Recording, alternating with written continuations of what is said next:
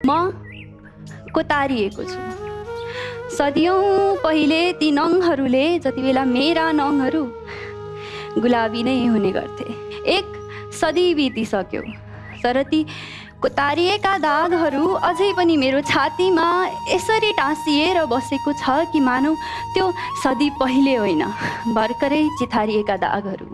त्यो सदीदेखि अहिलेको सदीसम्ममा मेरो कयौँ जन्म भयो र कयौँ कहानीमा मैले प्रमुख भूमिका नि खेलेँ। तर जब राति एक्लै आफूलाई अँगाली सुत्न खोज्छु, त्यो सदी फेरि मेरो छाती चिरेर मेरो सिरानी मुनि आएर हाँस्छ र मेरो सोच, मेरो भावना, मेरो मस्तिष्कको शोषण गर्न सुरु गर्छ।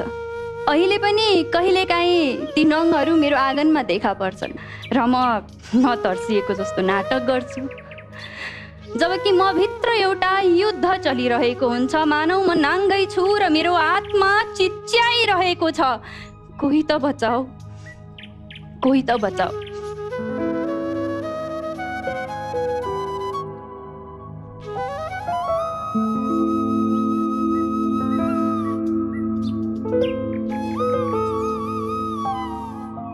तर त्यो कालो नङले कोतारेको मेरो छातीमा त्यो कालो मसीको छाप अझै पनि मेटाउन खोजिरहेको छु। तर हेर न, मेटिँदैन।